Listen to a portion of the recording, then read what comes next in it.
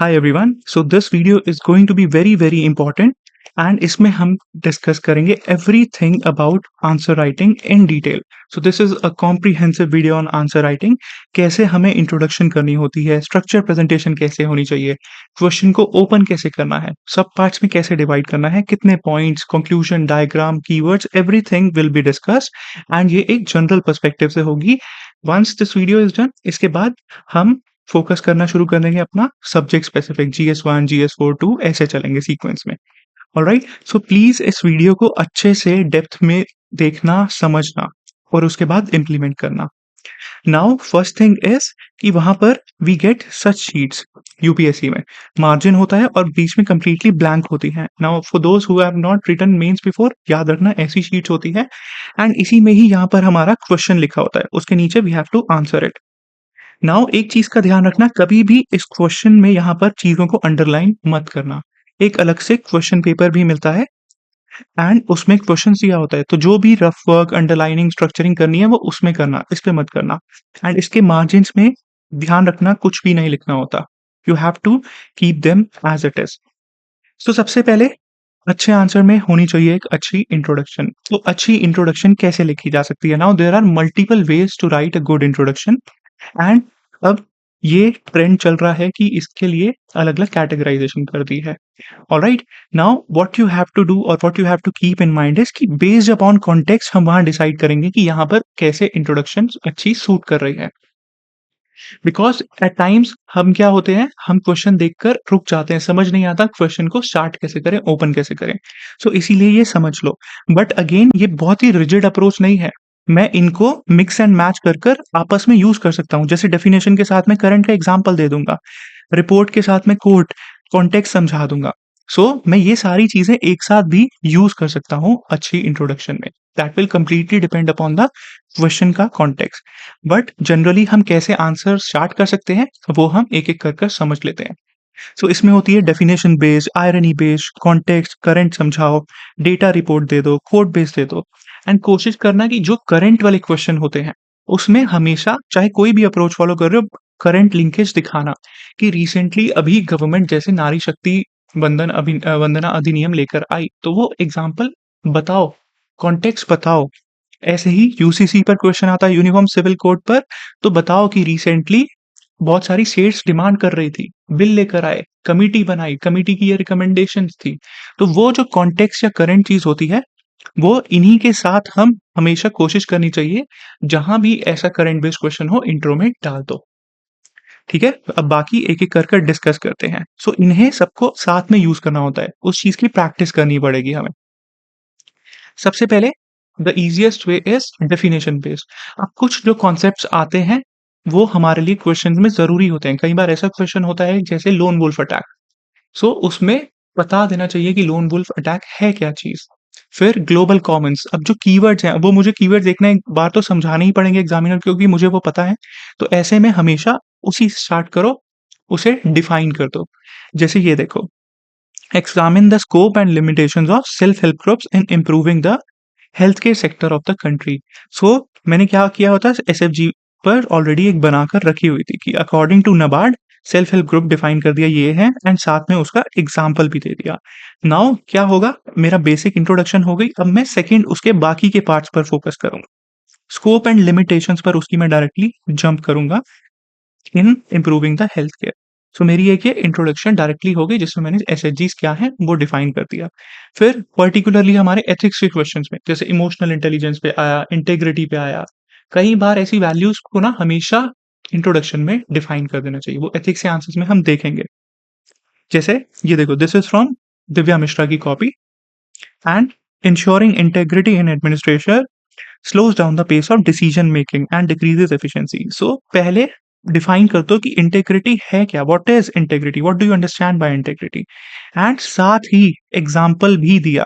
Ethics में it is very important, जब भी डेफिनेशन लिखनी है एग्जाम्पल देना ही देना है. एंड इनफैक्ट बाकी सब में भी हमेशा डेफिनेशन के साथ जहां पॉसिबल हो एग्जाम्पल दो. अंडरस्टूड.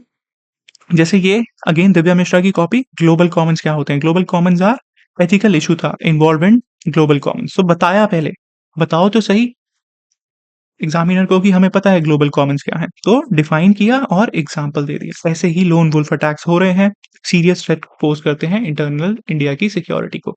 अब ऐसे क्वेश्चन में मैं डायरेक्टली बता भी सकता था लोन वुल्फ अटैक्स हो रहे हैं, और मैं कॉन्टेक्स्ट के थ्रू समझा भी सकता हूँ कि there has been an increase in lone wolf attacks. फिर मैं एग्जांपल देकर बता दूंगा, जैसे शिंजो अबे असैसिनेशन का, क्राइस्ट चर्च न्यूजीलैंड में अटैक, यूएस में मास शूटिंग्स हुई फ्लोरिडा में, एटसेट्रा। सो ये सब मैं एग्जांपल्स के थ्रू भी डायरेक्टली स्टार्ट कर सकता था, या फिर मैं ऐसे इंट्रो डिफाइन भी कर सकता था। ठीक है, बट अब ये 10 मार्कर था, इसीलिए थोड़ी सी यहाँ पर इंट्रोडक्शन बड़ी हो गई, ये थोड़ी सी शॉर्ट रखनी चाहिए थी। It will completely depend upon the question, कितने मार्क्स का है उसके अकॉर्डिंग, एंड क्या मेरे पास और कंटेंट है या नहीं। कई बार ऐसा होता है हमारे पास कि उस क्वेश्चन में अगर कंटेंट मेरे पास कम है, ठीक है, वो वहां स्मार्टली एनालाइज करना होता है। कंटेंट कम है तो थोड़ी सी मैं यहाँ पर इंट्रोडक्शन बड़ी कर सकता हूँ, ये मैंने इसीलिए यहाँ पर इसको एक्सटेंड किया था। वरना यूजुअली 10 मार्कर में मेरी इंट्रोडक्शन यहीं पर खत्म हो जाएगी। ऐसे ही 15 मार्कर में अगर क्वेश्चन के मल्टीपल सब पार्ट्स हैं, तो मुझे पता है कि मुझे मेरे पास इतनी शीट्स नहीं है कि मैं सब पार्ट्स को ठीक से एड्रेस कर पाऊंगा, इसीलिए मुझे इंट्रोडक्शन शॉर्ट रखनी पड़ेगी एंड कंसाइज रखनी पड़ेगी। अंडरस्टूड? तो वो सब चीजें क्वेश्चन के कॉन्टेक्स्ट पर, मेरी अंडरस्टैंडिंग पर, नॉलेज पर डिपेंड करती है। But this is one way to start, and साथ में एग्जाम्पल भी इनकॉर्पोरेट कर दिए, करंट से लिंक भी कर दिया। फिर आती है हमारी आयरनी बेस्ड। अब आयरनी बेस्ड हम यूजुअली यूज करते हैं जहां पर क्वेश्चन आते हैं, जैसे पॉवर्टी पर आ गया, सोसाइटी वाले हो गए, सोशल जस्टिस वाले हो गए, एजुकेशन पर आ गया, प्रेस फ्रीडम पर क्वेश्चन आ गया। अब ऐसे में हम क्या कर सकते हैं, इनइक्वालिटी पर आ गया, that we can directly start. On the one hand अगर देखें तो India surpass Japan to become the fourth largest economy, however 20%। अब ये मैंने ऐसे ही फिगर कोड कर दी, this is not a verified figure, just to show you as an example लिखा है मैंने यहाँ पर। However, 20% population still suffers from multidimensional poverty, और ब्रैकेट में लिख दिया as per multidimensional poverty index.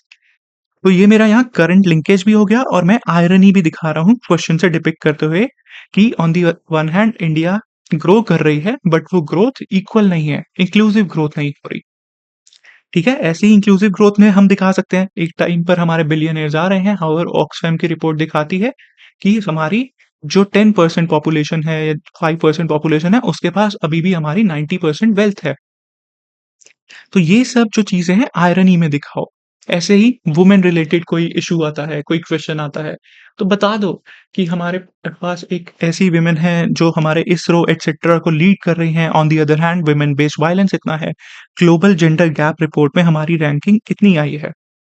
सो ये सब चीजें दिखाओ। फिर एजुकेशन में हमेशा हम एसर रिपोर्ट्स को यूज कर सकते हैं कि एजुकेशन एटसेट्रा में वी आर मेकिंग प्रोग्रेस, इतनी सारी हम स्कीम्स इनिशिएटिव्स लेकर आ रहे हैं। हाउएवर आज भी एसर रिपोर्ट के अकॉर्डिंग लेट्स से 50% या 80% of class 5 children can not read second class के टेक्स्ट। तो वो जो एग्जैक्ट होगी वो मैं बता दूंगा बाद में डेटा। सो ऐसे में आयरन ही दिखा सकता हूँ इंट्रोडक्शन में।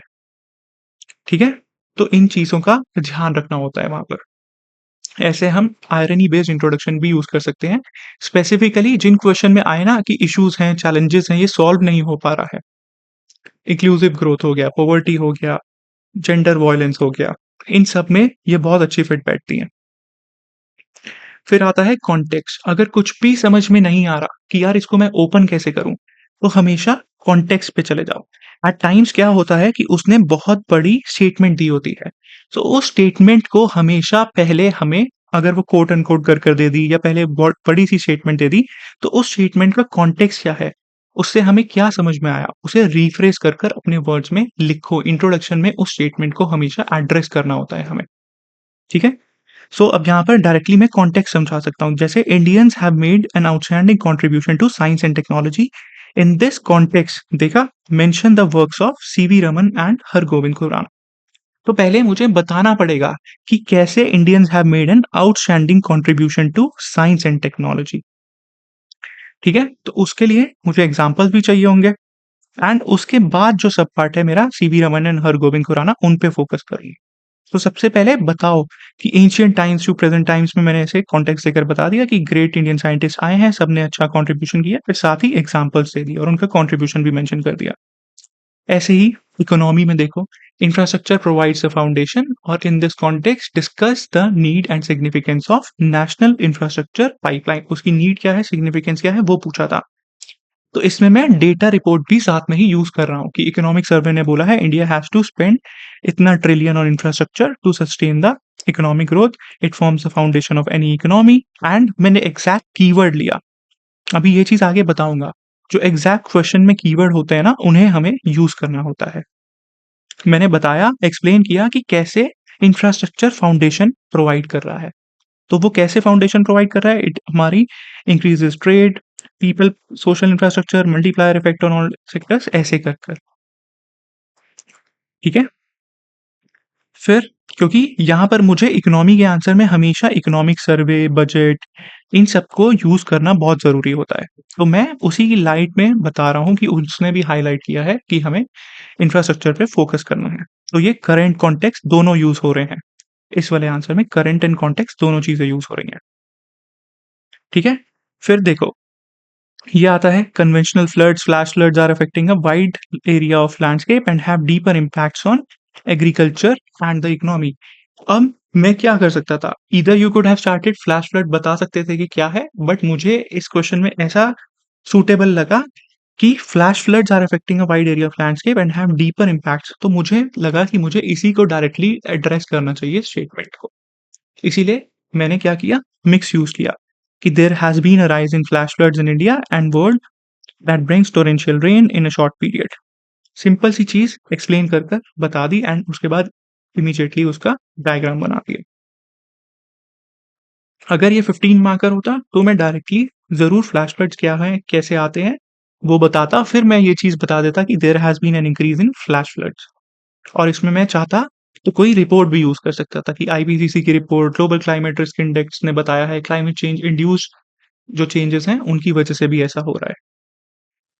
अब देखो नेक्स्ट क्वेश्चन है हमारा, in order to tackle climate change, equitable and inclusive development के लिए सॉल्यूशंस चाहिए beyond technology and economy. So इसमें either you can start climate change और उसके एग्जांपल्स क्या हो रहे हैं, एक्सट्रीम वेदर इवेंट्स आ रहे हैं, उसको डिफाइन कर कर एग्जांपल्स के थ्रू समझा सकते हो, या फिर इसको डायरेक्टली इससे लिंक कर सकते हो। ठीक है, solutions beyond technology and economy are needed. ठीक है, बट क्योंकि यहाँ पर इस पार्ट को मुझे अलग से एड्रेस करना ही पड़ेगा, मैं डायरेक्टली बता रहा हूँ क्लाइमेट चेंज के क्या इश्यूज हो रहे हैं, क्लाइमेट चेंज होता क्या है, उसके मैनिफेस्टेशंस क्या हैं। उसके बाद मैं यहाँ बता दूंगा कि हमें why solutions beyond technology and economy चाहिए, एंड उसके बाद मैं एक और सब हेडिंग डालूंगा, areas where India can take the lead.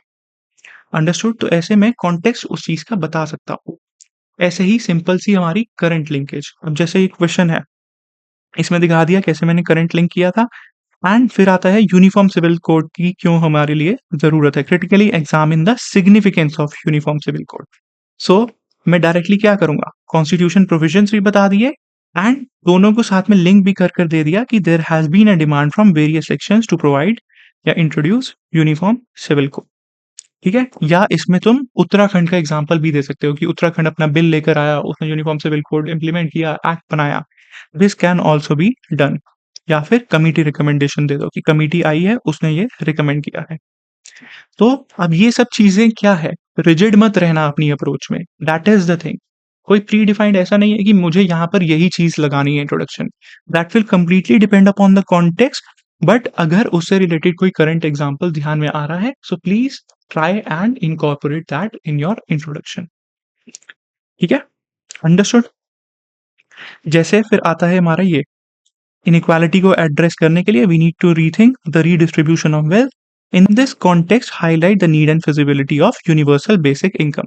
Now अब मुझे यूनिवर्सल बेसिक इनकम की एग्जैक्ट डेफिनेशन नहीं पता, यूनिवर्सल बेसिक इनकम की डेफिनेशन क्या है, तो मैं डायरेक्टली उसका कॉन्टेक्स्ट और करंट एग्जाम्पल देकर बता दूंगा कि ऑक्सफैम की रिपोर्ट आई है, इनइक्वालिटी है, एंड इसीलिए इनइक्वालिटी को एड्रेस करने के लिए we need to rethink about the redistribution of wealth. यही चीज यहाँ पर लिख दो। And there has been a demand for UBI and high corporate tax, जैसे फिनलैंड रिसेंटली अपना यूबीआई ट्रायल कंक्लूड किया उन्होंने। तो करंट मैंने डायरेक्टली इसमें लिंक कर दिया और बता दिया कि यूबीआई हमें क्यों चाहिए, बिकॉज आई डिडंट नो कि यूबीआई की एग्जैक्ट डेफिनेशन क्या थी, इसीलिए। सो वहाँ smartly based upon the question क्या है, हमारी नॉलेज क्या है, उस पे डिपेंड करती है चीज़ें, ठीक है? इसकी कोई और अच्छी इंट्रोडक्शन भी बन सकती है, that will completely depend on you. ऐसा नहीं है कि एक इंट्रोडक्शन बना दी और यही परफेक्ट है। They because these are subjective papers, तो हर किसी की अपनी इंटरप्रिटेशन हो सकती है। द थिंग इज़ कि हमें ये समझना है कि कैसे एक अच्छी इंट्रोडक्शन हम स्टार्ट कर सकते हैं, ठीक है? तो ये सारी चीज़ों का ध्यान रखना, कोशिश करना रिपोर्ट एटसेट्रा अगर हैं, तो that can also be included. Definition से स्टार्ट कर सकते हैं एंड करंट लिंकेज है, कॉन्टेक्स्ट समझाना है, so please do link the current. अब जैसे ये डेटा एंड रिपोर्ट, अब फूड प्रोसेसिंग पे कोई भी क्वेश्चन आता था, तो मैंने सोचा हुआ था कि हमेशा इसी से ही स्टार्ट करना है। जैसे ये क्वेश्चन आया, now look at the question, food processing is can be the next big thing for India. अब देखो, जब भी ऐसी कोई स्टेटमेंट होती है ना क्वेश्चन में, उसे एड्रेस हमेशा करना ही करना होता है, इट इज वेरी इंपॉर्टेंट। सो अब मैं इसको अलग से भी एड्रेस करूंगा, इसके बाद मैंने नीचे दिखाया नहीं यहाँ पर, उसके बाद भी एड्रेस में करूंगा उसको। So food processing is a sunrise sector, and according to economic survey, it has achieved इतना average annual growth rate, thus it can be the next big thing. See, तो जो उसने पूछा था ना next big thing, मैंने directly यहाँ पर लिखकर बता दिया why it can be the next big thing. But अगर यही क्वेश्चन 15 मार्कर होता, सो मैं यहाँ पर लिखता भी, ये डायग्राम भी बना था, और फिर मैं एक और अलग सब हेडिंग भी डाल देता, नेक्स्ट बिग थिंग क्यों है। नेक्स्ट बिग थिंग मतलब क्या पूछ रहा है, उसकी वो पोटेंशियल पूछ रहा है, potential for India, significance for India, scope for India, वो चीज़ पूछ रहा है, तो उसके में मैं at least 3 to 4 points add on कर डाल देता, एंड फिर मैं नेक्स्ट पेज पर जाता और लिखता कि चैलेंजेस क्या हैं और स्टेप्स टेकन क्या हैं, ठीक है? और कितने मार्क का क्वेश्चन है, उस पे ये चीज़ें डिपेंड करती हैं। अंडरस्टूड? तो ऐसे मैं डेटा रिपोर्ट से भी डायरेक्टली स्टार्ट कर सकता हूँ, एंड इमीडिएटली उसके बाद फूड प्रोसेसिंग का क्वेश्चन आए तो ये डायग्राम बनाना ही बनाना है, वो मैं GS3 में डिस्कस करूंगा जब हम पहुंचेंगे एग्रीकल्चर पर। फिर देखो, it is said that the world oceans are losing their memory due to human induced warming, comment also discuss the consequences. So इसमें क्लाइमेट चेंज के क्वेश्चन में डायरेक्टली IPCC की 6th असेसमेंट रिपोर्ट से मैंने start कर दिया। अब मुझे मेमोरी क्या होती है ये पता नहीं है, आई डिडंट नो उस टाइम पर कि ocean memory, losing their memory का क्या मतलब है। सो आई थॉट कि क्यों ना मैं रिपोर्ट का सहारा लेकर इसको स्टार्ट कर दूं कि world oceans are warming much faster, because this is absolutely correct, I am not lying यहाँ पर, मैं जो भी चीज बोल रहा हूँ वो बिल्कुल करेक्ट है, फैक्चुअली भी करेक्ट है, ठीक है? तो मैं कॉन्टेक्स्ट और रिपोर्ट दोनों चीजों को यूज कर कर बता रहा हूँ कि ओशंस ह्यूमन इंड्यूस्ड वार्मिंग की वजह से ओशंस आर वार्मिंग ना, उसके बाद मैं सब हेडिंग डाल दूंगा कि why are they losing their memory, and उसके बाद फिर कॉन्सिक्वेंसेस पर, ठीक है? सो ऐसे इन सब चीजों के बेसिस पर you will have to start, and directly या फिर कोट से भी शुरू कर सकते हो। जैसे इनइक्वालिटी पर आया, तो inequality anywhere is threat to peace everywhere, but उसके बाद कोट लिखकर छोड़ मत देना, उसको क्वेश्चन से जरूर लिंक करना। एक हमारा लिंकर पैराग्राफ होना चाहिए जिसमें हम क्वेश्चन की डिमांड क्या है उसको एड्रेस करेंगे, एंड उसके बाद सब हेडिंग डालकर लिखना शुरू करेंगे। क्लियर? अंडरस्टूड? सो ऐसे मल्टीपल टाइप से हम अपना आंसर इंट्रोड्यूस कर सकते हैं, स्टार्ट कर सकते हैं। Now it will completely depend upon question की डिमांड, क्वेश्चन का कॉन्टेक्स्ट। सो इन्हीं बेसिस पर प्रैक्टिस करना लिखने की। द थिंग इज कि इतना ज्यादा वहां पर नहीं सोचना, बस लिखो, शुरू करो, स्टार्ट करो। इन्वायरमेंट के क्वेश्चंस, क्लाइमेट चेंज के क्वेश्चंस, उसमें usually IPCC 6th assessment report मुझे दिखानी ही होती है, तो उसमें डाल दो। ऐसे ही साइक्लोन्स अगर आया कि साइक्लोन्स इंक्रीज हो रहे हैं इंडिया में, अरेबियन सी में, तो बता दो, IPCC की 6th असेसमेंट रिपोर्ट से स्टार्ट कर दो, उसको लिंक कर बता दो, एंड साथ में एग्जाम्पल्स ऐड ऑन कर दो, तो ये मेरा डायरेक्टली इंट्रोडक्शन में आ जाएगी चीजें, ठीक है? फिर अब चलते हैं हमारा स्ट्रक्चर एंड प्रेजेंटेशन। अब कोई भी क्वेश्चन आएगा, उसको एड्रेस कैसे करना है, उसको डिसाइफर कैसे करना है, ब्रेक कैसे करना है, और लिखना कैसे है। देखो, ये 2 शीट होंगी 10 मार्कर में, यहाँ मेरी आ जाएगी इंट्रोडक्शन, ठीक है? अब क्वेश्चन से ही मैं एग्जैक्ट देखूंगा कि उसने क्या पूछा है, एंड वो ही सेम कीवर्ड्स जो क्वेश्चंस में मेंशन्ड होंगे, क्वेश्चंस को तोड़ो, पढ़ो, क्वेश्चन को पढ़ते ही तोड़ो, देखो उस क्वेश्चन के कितने सब पार्ट्स बन रहे हैं, उसके बेसिस पर मैं यहाँ डालूंगा अपनी सब हेडिंग, जो पहली सब पार्ट होगा सब हेडिंग होगी। तो जो क्वेश्चन पेपर मिलता है ना हमारा, उसमें क्वेश्चन को ऐसे अंडरलाइन करो, आइडेंटिफाई करो कि ये रहा पहला सब पार्ट, ये रहा सेकंड सब पार्ट एंड वही डायरेक्ट मेरा बन जाएगा सब हेडिंग। पहली सब हेडिंग ये, उसके नीचे पॉइंट्स में लिखना। ऐसे अपने जो आर्ग्यूमेंट्स दे रहे हो वो पॉइंट्स में लिखना। अब एट टाइम्स हो सकता है कि हमारे पॉइंट्स लेंथी हो रहे हैं, एक्सप्लेनेशन ज़्यादा हो रही है, बट कोशिश करना कि मीडियम लेंथ के पॉइंट्स रहें एंड हर पॉइंट्स के साथ मुझे डालना है अपना एग्जाम्पल। पॉइंट लिखा, एक्सप्लेन करो उसको, एग्जाम्पल डालो साथ में, एग्जाम्पल डालो साथ में। जनरल एग्जाम्पल्स भी आएंगे और स्पेसिफिक एग्जाम्पल्स भी आएंगे। वो हम डिटेल में कैसे होते हैं वो सब जब सब्जेक्ट वाइज पढ़ रहे होंगे तब डिस्कस कर लेंगे। ठीक है, अभी भी मैं आगे एग्जाम्पल्स के थ्रू अपनी आंसर कॉपीज के थ्रू, टॉपर कॉपीज के थ्रू दिखाता हूँ। सो क्वेश्चन को सब पार्ट में तोड़ा एंड उसके बाद मैंने पॉइंट वाइज लिखा, पॉइंट के साथ एग्जाम्पल डाले। एथिक्स में हो सकता है कि क्वेश्चन का स्कोप ऐसा था कि जिसमें डायरेक्टली पॉइंट्स नहीं आ रहे थे, उसमें ऐसा हो सकता है कि पैराग्राफ में समझाना हो, तो that is also correct.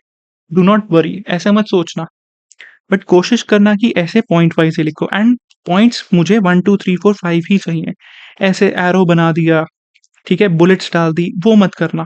Please use these numerals use करना, पॉइंट्स लिखना। एंड 10 मार्कर में अभी एड्रेस कर लेता हूँ, एटलीस्ट 9 to 10 पॉइंट्स आएंगे ही आएंगे एंड 15 मार्कर में हमारे अराउंड 12 to 15 पॉइंट्स आएंगे ही आएंगे। ठीक है, तो पहली सब हेडिंग ये, हर पॉइंट के साथ एग्जाम्पल लिखो, और ये जो इजी लिख रहे हो ना, एग्जाम्पल वाला इजी, इसको बॉक्स करो। फिर मेरी आएगी सेकंड सब हेडिंग, उसके अंदर I will write all the points, points के साथ I will try to add examples. कोई रिपोर्ट, कमिटी एक्सेट्रा, वो सब चीजें ब्रैकेट में भी मेंशन हो सकती हैं। एग्जाम्पल में भी हम लिख सकते हैं कमिटी एग्जाम्पल, नीति आयोग की रिपोर्ट ने ये मेंशन किया है, सेकेंड एआरसी ने ये मेंशन किया है, इसको भी मैं एग्जाम्पल्स के थ्रू ऐसे डालकर लिख सकता हूँ। एंड फिर लास्ट में मेरा आएगा यहाँ पर कंक्लूजन। एंड कुछ क्वेश्चंस जैसे कि जीएस 3 और बाकी, वहां पर हमारा क्या होता है, अगर स्पेस नहीं बच रही है मेरे पास और लिखने के लिए नहीं है, या फिर जीएस 3 है, उसमें हमेशा मुझे एक वे फॉरवर्ड या सॉल्यूशंस देने चाहिए। या फिर मैं यहाँ लिख सकता हूँ गवर्नमेंट इनिशिएटिव्स, गवर्नमेंट ने क्या क्या स्कीम्स बनाई हैं, इनिशिएटिव्स लिए हैं ना। इसको मैं या तो डायरेक्टली 1 2 3 कर लिख सकता हूँ, या फिर ऐसे हब एंड स्पोक बनाकर भी लिख सकता हूँ। आई विल शो यू अभी थोड़ी देर में आगे। अंडरस्टूड? तो ये प्री कंक्लूडिंग हमारा यहाँ solution, government initiatives, way forward डाल सकते हैं, और अगर स्पेस नहीं है तो इनको कंक्लूजन के साथ मर्ज भी कर सकते हैं, वो आगे कंक्लूजन वाले पार्ट में दिखाऊंगा। अंडरस्टूड? तो क्वेश्चन को हमेशा ब्रेक करो सब पार्ट्स में, दिखाता हूं अभी आगे कैसे ब्रेक करना है। फिर एग्जैक्ट जो कीवर्ड है वो ही हमारी सब हेडिंग बनेगी। उसके बाद मेरे पॉइंट्स आएंगे, पॉइंट्स के साथ एग्जाम्पल आएंगे, मल्टीपल जो जो पार्ट्स पूछे हैं सबको एड्रेस करो और कंक्लूजन कर दो। यही बेसिक टेम्पलेट है आंसर राइटिंग की, एंड इसी को ही फॉलो करना है, इसी से ही मार्क्स मिलते हैं। कोई भी टॉपर कॉपी दिखा उठाकर देख लो जिन्होंने अच्छा स्कोर किया है। नाउ इसी में ही डिमांड के अकॉर्डिंग मैं यहाँ पर बॉक्स बनाकर डायग्राम्स डाल दूंगा, सिंपल सी चीज। ठीक है, हमेशा जो भी कोर डिमांड है क्वेश्चन में लिखी हुई है वो एग्जैक्ट कीवर्ड एग्जामिनर को दिखाना है, ताकि उसे पता चले कि हमने उसे एड्रेस किया है। अब देखो, देखते हैं examples. Let me show you, ये मेरी खुद की आंसर कॉपीज है फ्रॉम विजन अभ्यास। जस्ट बिफोर द एग्जाम मैंने 2022 में इन्हें लिखा था। So, with examples, discuss how the cultural traditions from various regions of India gets reflected in the regional music. तो क्वेश्चन को तोड़ने की कोशिश करो। तो एक तो मुझे दिखाना पड़ेगा how the cultural traditions from various region of India।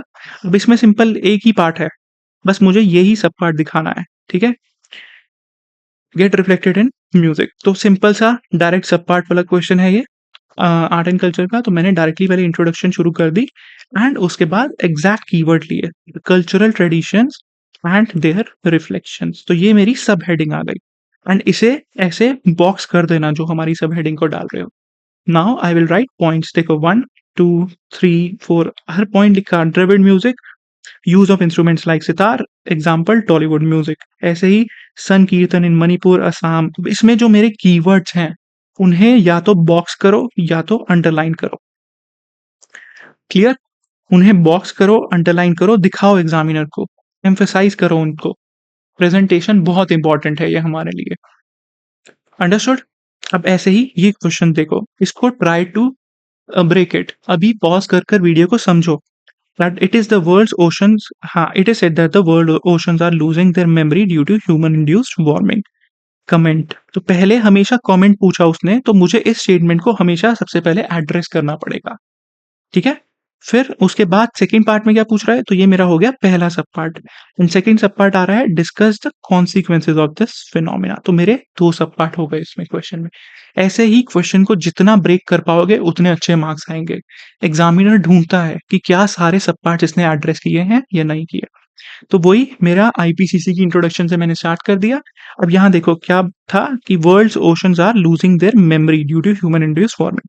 तो मैंने वही एग्जैक्ट कीवर्ड्स यहाँ से उठाए, that they are losing their memory due to warming, ठीक है? वही एग्जैक्ट कीवर्ड यहाँ लिखा, सब हेडिंग बनाया और उसको बॉक्स कर दिया ना। उसके लिए मैं फिर एग्जाम्पल्स पॉइंट्स लिखता जाऊंगा। पॉइंट्स लिखा, फ्रीक्वेंट एल नीनो इंडिया। अब ये मैं इसमें आंसर में ब्लफ कर रहा था क्योंकि मुझे उसके एग्जैक्ट रीजन नहीं पता थे, ठीक है? वहां पर ऐसे क्वेश्चन आएंगे, उनमें भी हमें पॉइंट्स बनाकर लिखने पड़ते हैं।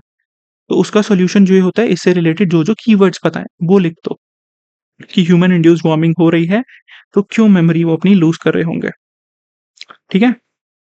सो पॉइंट्स लिखते जाओ, जहां पॉसिबल हो एग्जाम्पल ऐड ऑन कर दो। अब सेकंड सब पार्ट में क्या पूछा था उसने, consequences of this phenomena. So consequences के लिए मैंने अलग सब हेडिंग डाल दी, ठीक है? अब ये याद रखना कि कोई भी सब हेडिंग ऐसा मत करना कि पेज के लास्ट में सब हेडिंग डाली एंड उसका आंसर लिखना शुरू कर रहे हो नेक्स्ट पेज से। सो अगर नई सब हेडिंग है so please start it from the new page. Alright, तो यहां मेरी डायरेक्टली सब हेडिंग आ गई। मैंने लिख दिया एराटिक मॉनसून, फ्लैश फ्लड्स, क्या क्या कॉन्सिक्वेंसेज होंगे, मरीन हीट वेव्स आएंगी, साइक्लोन्स, सबके साथ मैं कोशिश कर रहा हूं कि एग्जांपल्स भी आ जाएं जितने आ सके, ठीक है? उसमें डेटा रिपोर्ट सब कुछ आ जाता है।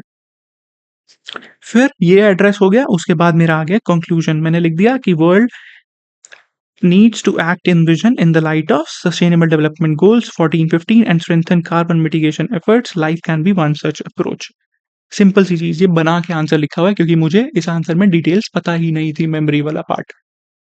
बट अगेन मार्क्स मिलेंगे क्योंकि मैं हर पार्ट्स को इंडिविजुअली एड्रेस कर रहा हूँ। दो परफेक्ट नहीं है, इश्यूज हैं, बट इसका स्ट्रक्चर और प्रेजेंटेशन देखो, वो बहुत अच्छा है इस आंसर में, ठीक है?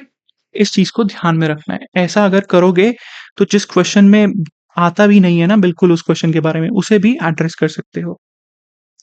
And there can be certain questions जहां पर मुझे कंपैरिजन दिखाना है, तो ऐसे क्वेश्चंस में मैं डायग्राम भी बना सकता हूँ टेबुलर फॉर्मेट में। मान लो कि उसने पूछा कि 10 मार्कर में कि फ्रेंच कॉन्स्टिट्यूशन या इंडियन कॉन्स्टिट्यूशन में क्या डिफरेंस है, ब्रिटिश पार्लियामेंट्री फॉर्म में और इंडियन पार्लियामेंट्री फॉर्म में क्या डिफरेंस है। तो in that case what you can do is directly ऐसे टेबुलर फॉर्मेट में बनाकर दिखा दो एंड फिर कंक्लूजन कर दो, ठीक है? अंडरस्टूड। अब ये क्वेश्चन देखो, this is key cryosphere changes have a tendency to bring about a devastating impact on the ecosystem and its people. So अब देखो ये है 15 मार्कर का क्वेश्चन। एक एक वर्ड ध्यान से पढ़ा करो। क्या कहा था, ब्रेक करना है। कैसे ब्रेक होगा, तो सबसे पहली बात हो रही है क्रायोस्फीयर चेंजेस की, ठीक है? Have a tendency to bring about a devastating impact on the ecosystem. तो पहला आ गया इकोसिस्टम पर एंड सेकंड पार्ट आ गया ऑन इट्स पीपल। तो दोनों को इंडिविजुअली एड्रेस करना क्योंकि ये दोनों अलग सिग्निफिकेंट चीजें हैं एंड ये 15 मार्कर है। अगर मैं दोनों को एक साथ लिख दूंगा impact on ecosystem and people, तो मेरे पास शायद उतने पॉइंट्स ना हो पाए, स्ट्रक्चर ठीक ना बन पाए। इसीलिए इनको इंडिविजुअली ऐसे कोशिश करना ब्रेक करने की। ऑलराइट, जहां पर लग रहा है कि यार ये दोनों चीजें इकोसिस्टम एंड पीपल में मेरे पास पॉइंट्स नहीं है, ये दोनों चीजें मैं साथ में ही लिखना चाहता हूं, तो वहां साथ में भी लिख सकते हो। बट यहाँ पर हमेशा कोशिश होनी चाहिए ऐसे चीजों में कि इंडिविजुअली एड्रेस हो जाए। बट अगर साथ में भी आ सकते हैं, that will completely depend upon the question and space कितनी है मेरे पास, मार्क्स कितने हैं, उस पर डिपेंड करता है।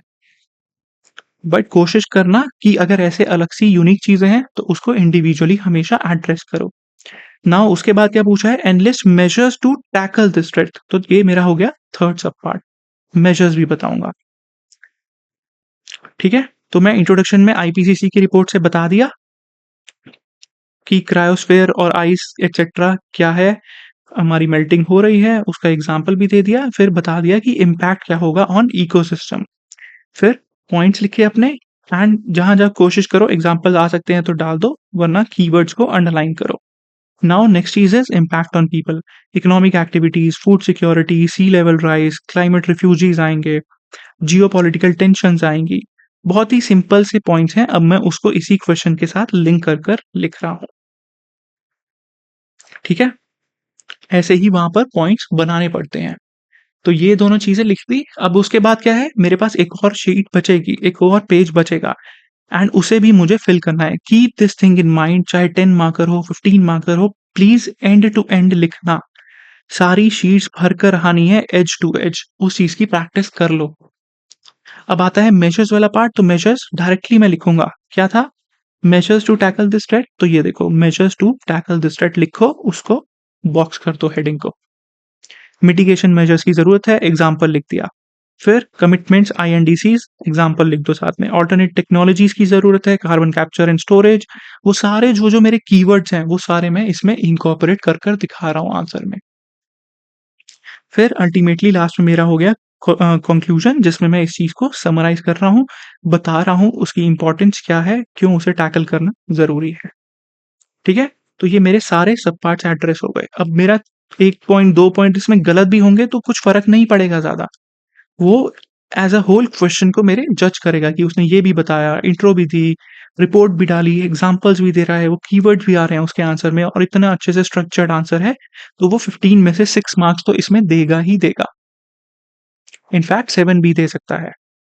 That would be an excellent score. यही करना होता है वहाँ पर। इसीलिए क्वेश्चन को ब्रेक करो सब पार्ट्स में। जितने अच्छा से ब्रेक कर पाओगे, उतना अच्छा आंसर बनकर आएगा। ठीक है? वो चीज़ प्रैक्टिस करनी पड़ेगी। एक और देखते हैं। The challenge of unbalanced growth of urban spaces necessitates reforms in urban planning and capacity. Discuss करो। तो पहले बताओ कि चैलेंज है क्या अनबैलेंस ग्रोथ का, एंड उसमें फिर बता दो कि रिफॉर्म्स की क्या-क्या ज़रूरत है। सिंपल। 2 पार्ट बन रहे हैं, समझ में आ गया? पहला ये बन रहा है चैलेंजेस नेसेसिटेट्स रिफॉर्म्स। तो ये जो ऐसी स्टेटमेंट्स होती है ना, इस स्टेटमेंट्स को तोड़ो, समझो कि वो पूछना क्या चाह रहा है, एंड उसको डायरेक्टली फिर एड्रेस करो।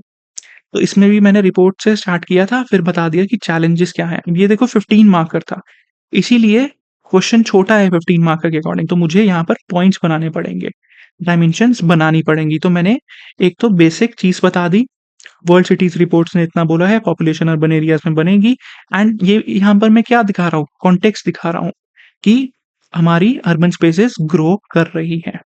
फिर मैं बताऊँगा कि उनके चैलेंजेस क्या हैं, ये रहे उनके चैलेंजेस। प्रोलिफरेशन ऑफ स्लम्स हो रही हैं, वाटर सिक्योरिटी का इशू आ रहा है, बेंगलुरु लेक हो गया, सैनिटेशन एंड वेस्ट मैनेजमेंट का इशू हो गया, फिर vulnerability to disasters, and keyword आ गया देखो, urbanisation of pandemics, air pollution, crime rate, जो अर्बनाइजेशन के चैलेंजेस हैं वो सब मैंने मेंशन कर दिए। क्वेश्चन क्या था, ये सिंपल यही पूछ रहा था कि अर्बनाइजेशन के चैलेंजेस क्या हैं, उसके सॉल्यूशंस क्या हैं, बस उसने उसको इस लैंग्वेज में फ्रेम किया हुआ था क्वेश्चन को ऐसे। तो ये एसेंस समझनी ज़रूरी है। बट जो कीवर्ड्स हैं, मैं वही यूज़ करूँगा जो उसने यहाँ पर मेंशन किए होंगे सब हेडिंग के लिए। फिर आ जाता है मेरा रिफॉर्म्स की क्या ज़रूरत है, मैंने बताया hence there is a need for urgent reforms, and क्या रिफॉर्म्स करने हैं वो बताते जाओ। जैसे capacity building of urban local bodies, अब देखो कितना सिंपल सा पॉइंट था ये, capacity building of urban local bodies, और मैंने ब्रैकेट में डालकर लिख दिया सेकंड एआरसी, बिकॉज़ उसने बोला ही बोला है। ठीक है, मुझे रिपोर्ट नहीं पता तो भी चलेगा ये। उसने बोला है कैपेसिटी बिल्डिंग की कहीं पर भी बात हो, हमेशा ब्रैकेट में डालकर लिख दो second ARC. They have always talked about capacity building. फिर ट्रांसपोर्ट सिस्टम, जैसे नीति एट इंडिया एट 75 पे नीति की खुद की रिपोर्ट आई थी, एक्शन एजेंडा आया था। अब उनमें क्या है, बहुत ही जनरल पर्सपेक्टिव से चीज़ें बोली हुई हैं, जो हम सोच सकते हैं ना पॉइंट्स। तो एक में सेकंड एआरसी डाल दो, एक में नीति डाल दो, एक में कोई और रिपोर्ट डाल दो, एक में एग्जाम्पल डाल दो। तो इन्हीं का ही हमें मिक्स एंड मैच करना होता है वहाँ पर। स्मार्टली वैल्यू, यही वैल्यू एडिशन है। मैं 50 रिपोर्ट, 60 रिपोर्ट्स याद नहीं कर सकता, बट मुझे जो 4, 5, 6 रिपोर्ट्स आती हैं, उन्हें इम्प्लीमेंट करना है, यूज़ करना है अपने आंसर्स में। फिर ऐसे ही कम्युनिटी पॉलिसिंग, जनमैत्री आ गया, सैटेलाइट टाउन्स पे फोकस करो, जैसे एनसीआर बनाया, नोएडा, गुड़गांव पर फोकस कर रहे हैं। फिर इंक्लूसिव रूरल डेवलपमेंट एटसेट्रा। ऐसे ही अब देखो यहाँ पर फिर भी 15 मार्कर में मैं कितने भी पॉइंट्स लिख लेता, मेरी फिर भी स्पेस बच रही थी। So what I thought was कि इसमें एक नई डायमेंशन डालनी पड़ेगी, तो इसीलिए मैंने क्या डाला कि government has taken various measures. अब ऐसे क्वेश्चन में हमेशा गवर्नमेंट स्कीम्स डाल देनी चाहिए लास्ट में। मान लो यहाँ क्वेश्चन खत्म भी हो रहा है, सो एक हब एंड स्पोक तुम बना सकते हो, सिंपल सा ऐसा सर्कल बनाया, गवर्नमेंट इनिशिएटिव्स उसमें लिख देना कि गवर्नमेंट इनिशिएटिव्स क्या-क्या लिए हैं, उसमें सारी जो अर्बनाइजेशन से रिलेटेड स्कीम्स हैं, अमृत हो गई, फिर स्मार्ट सिटीज़ हो गई, PM Svanidhi, food security act, सब कुछ लिख कर आ जाओ। एंड अल्टीमेटली एक कंक्लूजन बनाई हुई है, मैं ऑलरेडी ये सोसाइटी वाली लेक्चर में दे दूँगा अर्बनाइजेशन के लिए। इसमें मेरा आ गया कि time has come now to forge a new model of urban development जो कि हो safe, inclusive and resilient, ensuring सबका साथ सबका विकास। सिंपल सी चीज़। सो ये मेरा आंसर पूरा स्ट्रक्चर वाइज देखो, कैसे मैंने स्टेटमेंट को एड्रेस किया अकॉर्डिंग टू अ 15 मार्कर। इसमें मेरा डायग्राम भी आया, सब पार्ट भी सारे एड्रेस हुए, पॉइंट्स देखो कितने आ गए पॉइंट्स। यहाँ पर 8 पॉइंट्स, यहाँ पर 6, 14 पॉइंट्स, तो 15 मार्कर का था। 14 पॉइंट्स मैंने दिए हैं उसे ऑलरेडी। साथ में मैं उसे गवर्नमेंट स्कीम्स दे रहा हूँ, डायग्राम दे रहा हूँ, इंट्रो, कंक्लूजन सब कुछ दे रहा हूँ। सो इसमें ही इज़ फोर्स्ड, क्योंकि मैं जो चीज़ें लिख रहा हूँ बिल्कुल ठीक है वो। सो उसको 6 एंड हाफ 7 मार्क्स तो देने ही पड़ेंगे इस आंसर में। ठीक है? ऐसे ही करना होता है। आइडेंटिफ़ाई करो, सब पार्ट्स आइडेंटिफ़ाई करो क्वेश्चन पे, और ये क्वेश्चन पेपर में करना। इस पे क्यूसीएबी पर मत करना, क्वेश्चन पेपर में इसको करना identify. QCAB is meant for the examiner. Understood? ठीक है? अब इसके बाद एक ये टॉपर्स के भी देख लेते हैं, वो भी दिखा देता हूँ कैसे उन्होंने किया। दिस इज़ फ्रॉम अपना श्रुति शर्मा। सो मूव फ्रॉम, अब देखो क्या था, एक ये स्टेटमेंट बेस्ड क्वेश्चन होते हैं। इसमें अब बहुत सारे लोग पीपल आर स्ट्रगलिंग कि ऐसे क्वेश्चंस को कैसे टैकल करना चाहिए, बहुत बड़े-बड़े क्वेश्चंस आने लगे हैं। सो सिंपल है, उसको जितना ब्रेक कर पाओगे, उतना अच्छा आंसर लिख पाओगे।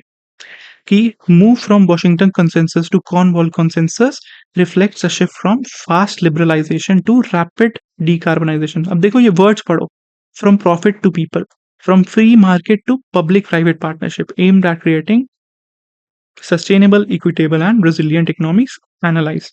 तो क्या पूछ रहा है कि जो वॉशिंगटन से कॉर्नवॉल कंसेंसस की तरफ जा रहे हैं, वो क्या शिफ्ट दिखा रहा है कि एलपीजी से हम लिबरलाइजेशन से हम कार्बनाइजेशन पर जा रहे हैं, प्रॉफिट टू पीपल फोकस कर रहे हैं, एंड पीपीपी पर फोकस कर रहे हैं।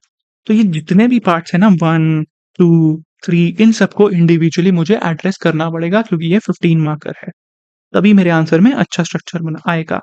तो पहले एक ओवरऑल कॉन्टेक्स्ट समझा दो कि कॉर्नवॉल कंसेंसस क्या है, उससे लिंक कर कर बताओ। So see this is what she has done. अच्छी इंट्रोडक्शन लिखी हुई थी इसमें इसने कि while the Washington consensus led to development of modern liberal order post the world war two, the Cornwall Consensus by G20 countries seeks to uh, reflect the ongoing changes in the world economy developing in the new global world order। तो उसको link कर कर बता दिया context की क्यों आई है हमारी कॉर्नवॉल कॉन्सेंसस, उसकी सिग्निफिकेंस क्या है। अब वही पार्ट कि कैसे वो शिफ्ट हो रहा है, देखो शिफ्ट फ्रॉम यही लिखा होता है ना, शिफ्ट, तो वही एग्जैक्ट कीवर्ड देखो, वही उन्होंने यूज किया, that this shift can be seen in many folders. तो वही मुझे कर कर दिखाना होता है। ठीक है, जो वहां मेंशन्ड है कीवर्ड्स वो डायरेक्टली यहाँ लिखो, ताकि एग्जामिनर को लगे टू द पॉइंट लिख रहे हो, आपको सारी चीजें आती हैं। सो सबसे पहली चीज थी fast liberalisation to rapid decarbonisation. देखो ये लिखा, बस इसको बॉक्स नहीं किया, बॉक्स करना चाहिए था या अंडरलाइन करना चाहिए था, ये दिखाना है एग्जामिनर को। ठीक है, ये लिख दिया। अब उसके अंदर उसने पॉइंट्स बता दिए कैसे हो रहा है, और साथ में एग्जांपल्स, डेटा जो जो डालना था डालकर दिखा दिया। फिर प्रॉफिट टू पीपल कैसे शिफ्ट हो रहा है, वो मेरा सेकंड सब पार्ट आ गया। फिर फ्री मार्केट टू पीपीपी। अब ये देखो, ये एक चीज गलत करी, यहाँ पर डालकर नहीं छोड़ना चाहिए लास्ट में, क्योंकि ये सब हेडिंग के बाद पेज खत्म हो रहा है, तो हमेशा न्यू पेज से सब हेडिंग स्टार्ट करना, यहाँ से स्टार्ट करनी चाहिए थी ये सब हेडिंग। ठीक है, so free market to last में क्या था हमारा, पब्लिक प्राइवेट पार्टनरशिप, तो वही चीज आ गई यहाँ पर, उसके पॉइंट्स लिख दिए। अब फिर आ गया मेरा conclusion, yet this is not a complete हमारी पिक्चर, हमारे we have to focus upon other things to develop countries के इंटरेस्ट के साथ साथ हमें डेवलपिंग के इंटरेस्ट पर भी फोकस करना है, और वही सब चीजें लिखकर कंक्लूड कर दिया, नॉर्थ साउथ इक्विटी से लिंक कर कर। सो स्ट्रक्चर देखो आंसर का, do not go into the content for now, पहले स्ट्रक्चर देखो, समझो उसको। समझ में आ गया कैसे इनको डिसाइफर करना होता है क्वेश्चंस को। फिर ये देखो, examine the rationale behind introduction of MSP in agriculture sector. In your opinion can legalise MSP provide a solution to address the woes of the farmers. तो सबसे पहले मुझे क्या बताना पड़ेगा, रेशनल बताना पड़ेगा कि क्या है रेशनल। तो मुझे तोड़ो क्वेश्चन को, कि पहली चीज मैं इसमें बताऊंगा रेशनल बिहाइंड एमएसपी। फिर इन योर ओपिनियन अगर उसने पूछा है तो मुझे साइड सिखानी पड़ेंगी, उसके इश्यूज, सॉल्यूशंस क्या है एंड उसके चैलेंजेस क्या है, और एक वे फॉरवर्ड भी देना पड़ेगा। 15 मार्कर है ये, ठीक है, एंड जीएसटी का है तो वे फॉरवर्ड जरूर देना पड़ेगा इसमें, ठीक है। तो क्या क्या सब पार्ट्स हो गए, सबसे पहले मेरा आ गया रेशनल मैं बताऊंगा, उसके बाद मैं क्या बताऊंगा कि क्या वो लीगलाइजेशन से सॉल्यूशन हो सकता है, उसके चैलेंजेस क्या हैं, एंड हमारा कोई और way forward plus conclusion. Simple सा आंसर, ये स्ट्रक्चर बनेगा इस आंसर का। सो देखो, this is what she has done to MSP बता दिया क्या पर्पस है, क्या उससे रिलेटेड चीजें हैं। फिर डायरेक्टली एड्रेस किया कि रेशनल क्या है, रेशनल बिहाइंड द इंट्रोडक्शन। इसको बॉक्स नहीं किया, बॉक्स करना चाहिए था इसको। सो क्या क्या पर्पस है, रेशनल है वो बता दिया, जहां एग्जांपल देना चाहते हो, रिपोर्ट एक्सेट्रा मेंशन करना चाहते हो, फूड सिक्योरिटी, वही सारे keywords, M S Swaminathan committee, वो सब मेंशन कर दिया। नाउ सेकंड पार्ट है हमारा, legalisation can provide a solution. तो वो क्वेश्चन की एसेंस क्या है कि लीगल स्टेटस एमएसपी को देना चाहिए या नहीं देना चाहिए। सो बता दिया कि legalisation of MSP has been a ongoing demand कर रहे हैं, अब उसके बेनिफिट क्या है तो बता दो कि how it is addressing the woes of the farmers of the countries, बता दिए, पॉइंट्स लिख दिए। फिर लिखा कि yet this is not a panacea, this is not a complete solution, इसके कुछ चैलेंजेस भी हैं, प्रॉब्लम्स या चैलेंजेस बता दिए, ये उसके प्रॉब्लम्स चैलेंजेस हैं। एंड फिर मेरा एक कंक्लूजन और वे फॉरवर्ड आ गया कि हमें क्या होलिस्टिक सॉल्यूशन की जरूरत है, ठीक है। तो ऐसे क्वेश्चंस में हमेशा मुझे दोनों पार्ट्स एड्रेस करने पड़ेंगे, क्योंकि डायरेक्टली उसने पूछा है your opinion. So your opinion में मुझे दिखाना पड़ेगा कि इश्यूज क्या हैं, चैलेंजेस क्या हैं, उसके साथ क्रिटिकल माइंडसेट दिखाना होता है उसमें अपनी, ठीक है। सो ऐसे मेरे सब पार्ट्स बने, पहला रेशनल बता दिया, कैसे वो उसको सॉल्व कर रहा है, एग्जैक्ट कीवर्ड्स यूज करना है, however this is not a Panacea, उसके कुछ चैलेंजेस भी हैं। अगर यहाँ पर 3 चैलेंजेस मेंशन करने चाहिए थे उसके बाद, क्योंकि मुझे सॉल्यूशंस भी देने हैं, तो ऐसा हब एंड स्पोक डालकर बता सकते हो कि फर्दर क्या क्या वे फॉरवर्ड सॉल्यूशंस है, फिर कंक्लूजन पर आ जाओ, ठीक है। या फिर वे फॉरवर्ड या सॉल्यूशंस को कंक्लूजन के साथ ही लिंक कर दो कि thus along with this we have to focus on this this this, इससे क्या बेनिफिट होगा, तो मेरा कंक्लूडिंग पैराग्राफ इतना बड़ा बन जाएगा, ठीक है। बट सॉल्यूशन लिखना जरूरी है, दैट इज द एसेंस। समझ गए। अब यही चीज प्रैक्टिस करना, स्ट्रक्चर करना, क्वेश्चन को पढ़ो, उसको ब्रेक करो, सब पार्ट्स में आइडेंटिफाई करो सब पार्ट्स क्या है, क्या उसका आंसर बनेगा। जितना अच्छे से ये चीज कर पाओगे ना, उतना ही अच्छा आंसर का स्ट्रक्चर बनकर निकलता है। बस यही सिंपल सी गेम है, कोई टेम्पलेट नहीं, कुछ नहीं। This is the essence of answer writing. जितना अच्छा स्ट्रक्चर उतने अच्छे मार्क्स, साथ में फिर कंटेंट आ जाता है। ना कमिंग कि कितने पॉइंट्स लिखने चाहिए, 10 मार्कर में यूजुअली कोशिश करना इंट्रो कंक्लूजन के साथ 8 to 10 पॉइंट्स आ जाएं, that will completely depend upon the context of the question. And 15 marker में 12 to 15 पॉइंट्स, एंड फिर डायग्राम्स भी हम इनकॉर्पोरेट करेंगे इनमें, वो भी आगे दिखा देता हूँ कौन से टाइप से डायग्राम्स बनाने होते हैं। अंडरस्टूड, समझ में आ गया, देख लिया हमने। जैसे ये 15 मार्कर था क्रायोस्फेयर वाला, तो देखो इम्पैक्ट ऑन इकोसिस्टम में इतने पॉइंट्स आ गए, पीपल पे इतने पॉइंट्स आ गए, मेजर्स पर इतने पॉइंट्स आ गए। नाउ अब इसमें किस सब पार्ट्स में कितने पॉइंट्स लिखने हैं वो भी इंपॉर्टेंट होता है, that will completely depend context के ऊपर। सो वो ध्यान रखनी, कोशिश करना कि सबको बैलेंस करके चलो, या कोई सब पार्ट बहुत ज्यादा इंपॉर्टेंट है, ठीक है, कि क्वेश्चन में लिखा हुआ है कि एमएसपी के जैसे ये सॉल्यूशंस और चैलेंजेस पूछे हुए तो इसमें ज्यादा पॉइंट्स लिखो, यहाँ चैलेंजेस के पॉइंट्स कम कर सकते हो। जरूरी नहीं है कि मुझे चैलेंजेस में भी 5 पॉइंट्स लिखने हैं, मैं यहाँ पर 3 पॉइंट्स भी लिख सकता हूँ, क्योंकि ये चीज ज्यादा इंपॉर्टेंट थी डायरेक्टली कि क्या वो उनके वोस को एड्रेस कर रहा है या नहीं कर रहा। तो यहाँ लिख दो 5-6 पॉइंट्स कि कैसे एड्रेस कर रहा है, फिर 3 पॉइंट्स के चैलेंजेस लिख दो। तो ये सब क्वेश्चन की कॉन्टेक्स्ट के अकॉर्डिंग डिपेंड करता है कि कौन से सब पार्ट को ज्यादा फोकस करना है। अंडरस्टूड, क्लियर, समझ में आ गया होगा। कोई भी इशू आएगा so do let me no, group में पूछ लेना अभी भी कोई भी डाउट आएगा तो। एंड देन मेरा आ गया कंक्लूजन। तो कितने पॉइंट्स हो गए? 7 + 4 11 14 + 4 15 पॉइंट्स तो डायरेक्टली हो गए। साथ में मेरा कंक्लूजन, इंट्रो। क्यों नहीं देगा? वो देगा ही देगा। यहाँ पर 6 मार्क्स तो आराम से मिलेंगे ही मिलेंगे, उससे ज़्यादा ही मिलेंगे। Now coming to the next part, conclusion कैसे करनी है। कंक्लूजन में हमें क्या करना होता है? यूजुअली जो हमने इंट्रो लिखा है ना, वही सेम उसी की एसेंस को रीशेप कर दो, कंक्लूजन बन जाती है। अगर कुछ भी नहीं समझ में आ रहा, जो इंट्रो लिखा है उसी को रिफ्रेश करो, उसी की समराइज एसेंस बना दो और उसको कंक्लूजन पे लिख दो। बस वही छोटी सी हमारी 3 लाइन्स की कंक्लूजन बन जाती है। एंड कंक्लूजन में कीवर्ड्स डालने की कोशिश करना, जैसे अपना पॉलिटी में कोऑपरेटिव फेडरलिज्म, सबका साथ सबका विकास गवर्नेंस में, विकसित Bharat, sustainable development goals, new India, ये सब कीवर्ड्स कंक्लूजन में ऐड ऑन करो। ठीक है? फिर हाँ, ये कंक्लूजन में कीवर्ड्स ऐड ऑन करो। उसके बाद जीएस3 में या जहाँ पर चैलेंजेस की बात होती है कि इसके चैलेंजेस क्या हैं, वहाँ पर सॉल्यूशन ओरिएंटेड भी हमारा कंक्लूजन हो सकता है। अगर मेरे पास स्पेस नहीं बच रही अलग से सॉल्यूशंस लिखने की, तो मैं सॉल्यूशन वे फॉरवर्ड को कंक्लूजन के साथ ही मर्ज कर दूंगा। वहीं कॉमा डाल कर पॉइंट्स लिख दूंगा कि अलोंग विद दिस हमें ये सब पॉइंट्स पर फोकस करना है। जैसे एमएसपी का इशू था, तो फोकस करो कि हमें स्ट्रक्चरल ट्रांसफॉर्मेशन पर फोकस करना है, बैकवर्ड फॉरवर्ड लिंकेजेस पे फोकस करो, फिर दलवाई कमेटी ने ये बोला है, ये करो, वो पॉइंट्स लिख दिए। एंड दस दिस विल इंश्योर 10 कंक्लूजन बन गई मेरी। तो कॉमा कॉमा कर भी मैं लिख सकता हूँ कि ये सॉल्यूशंस हैं, एंड कंक्लूजन को उसी के साथ मर्ज कर सकता हूँ। ठीक है? फिर कमिटी लिंकेज बता दो कि second as recommended by second ARC we have to focus on this will ensure etcetera, जो भी हमारे क्वेश्चन की डिमांड होगी उसके बेसिस पर। Simple, understood. प्लस जो टॉपिक्स मैं कुछ बता रहा हूँ उनकी तो readymade we will be sharing the conclusions.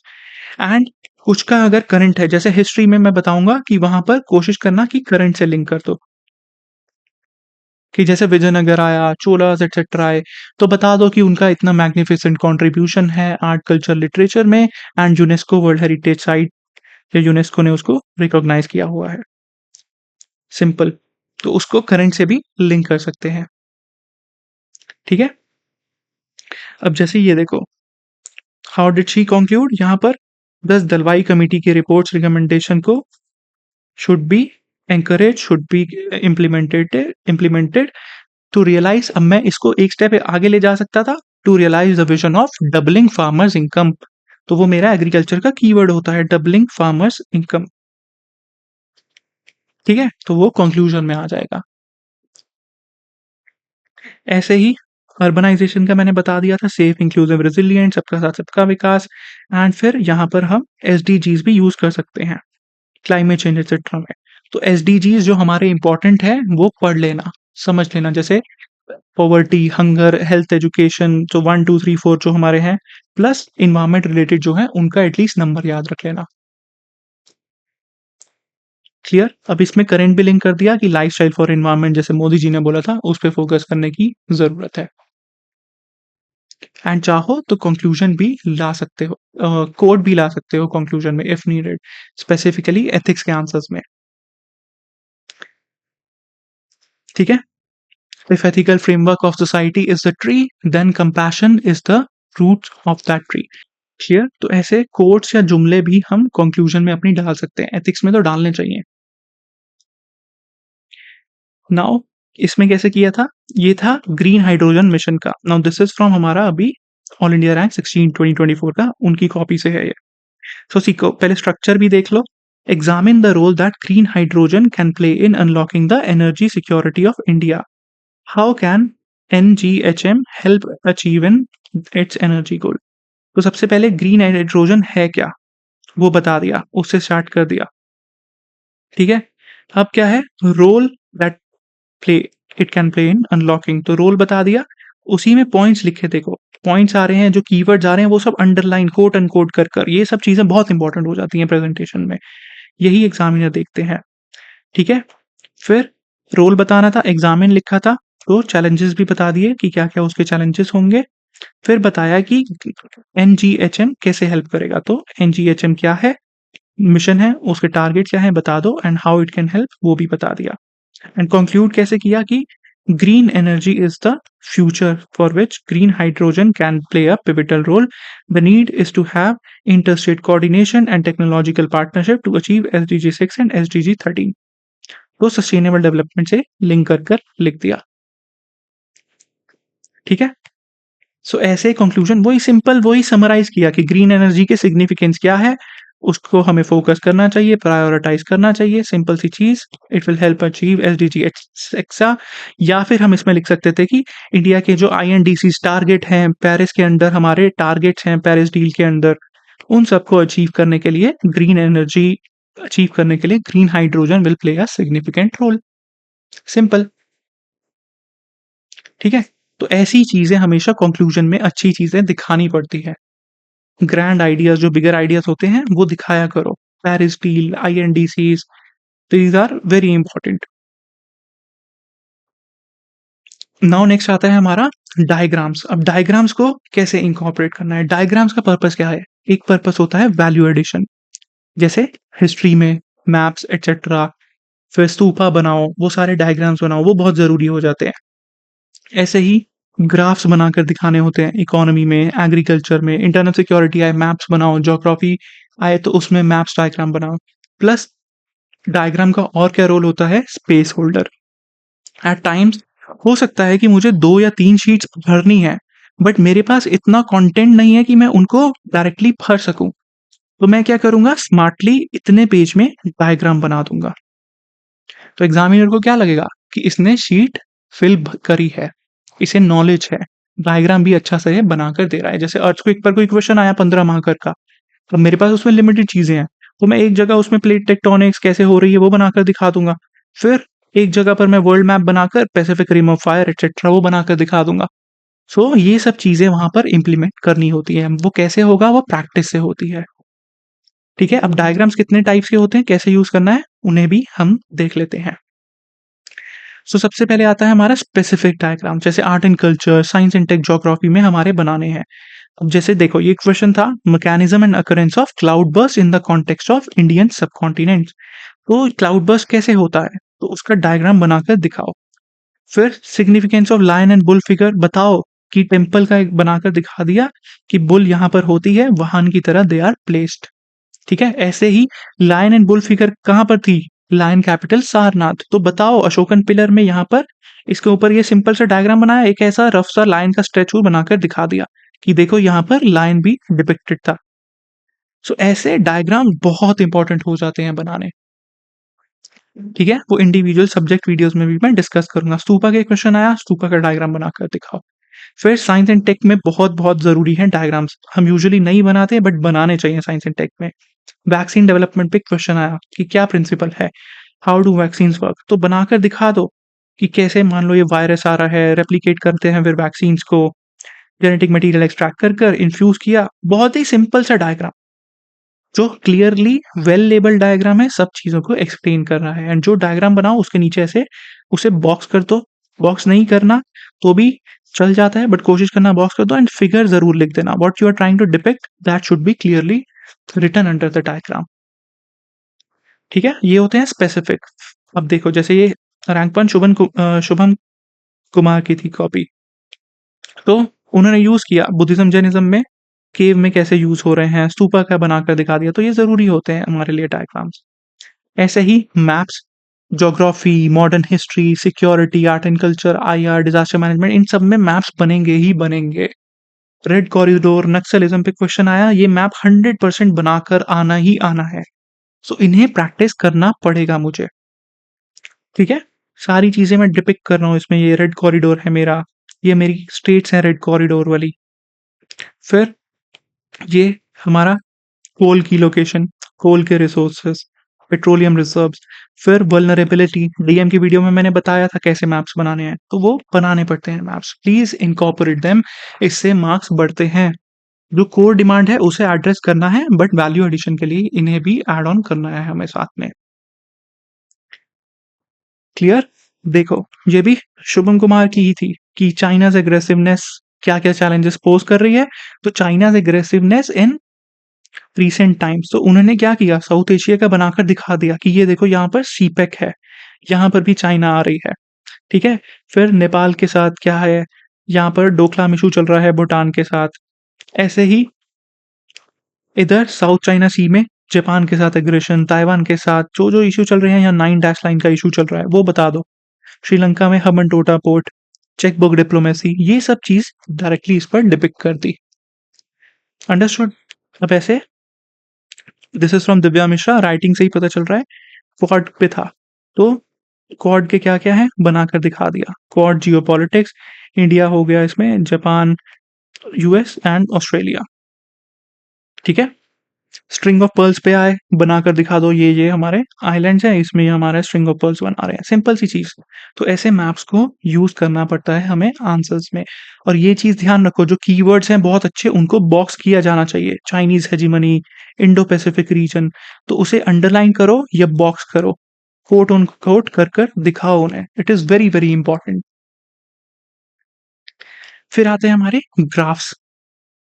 अब ग्राफ्स कहाँ यूज़ होते हैं, जैसे इकोनॉमी में, कि जैसे हमारी इकोनॉमी की वी शेप्ड रिकवरी हो रही है या नहीं, 2021 में उसने क्वेश्चन पूछा था ये। तो दिखाओ वी शेप्ड रिकवरी है तो दिखाओ तो सही कि पहले इतना परसेंट था, अब इतना परसेंट हो रहा है, तो वी शेप्ड अपने आप बन गई। ऐसे ही पॉलिटी में कि एमपीज़ विद क्रिमिनल केसेस पिछली लोकसभा में इतने परसेंट थे, अब इतने परसेंट हैं। हमारे नंबर ऑफ बिल्स कितने रेफर्ड किए कमिटी को, 17 में इतने, 16 में इतने, 15 में इतने, अब कम होते जा रहे हैं। सो पॉलिटी में जीएस 2 में भी डायग्राम्स का स्कोप रहता है, स्पेसिफिकली इनका। जीएस 3 में तो बनेंगे ही बनेंगे। इकोनॉमी एग्रीकल्चर में फूड सब्सिडी बिल का ये इशू चल रहा था, इतना परसेंट, इतना परसेंट, इतना परसेंट, ईयर वाइज दिखा दिया। फूड सब्सिडी में लाख करोड़ में इतना लाख करोड़ था।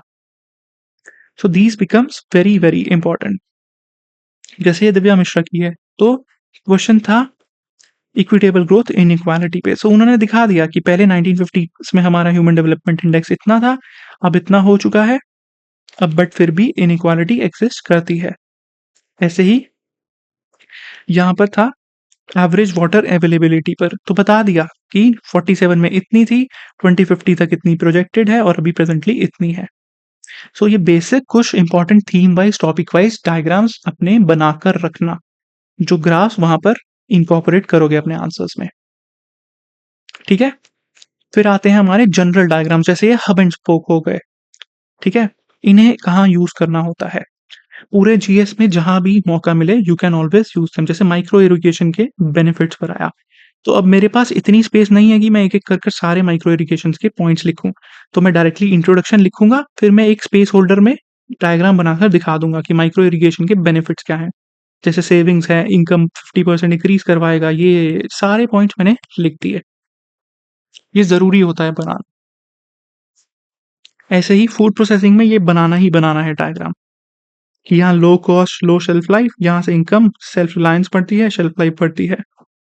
इधर से मिल्क, इधर से योगर्ट चीज, फिर पोटैटो चिप्स बन गए, फ्रूट्स के जैम कैंडीज। तो ये फूड प्रोसेसिंग का डायग्राम है, बहुत जरूरी होता है ये।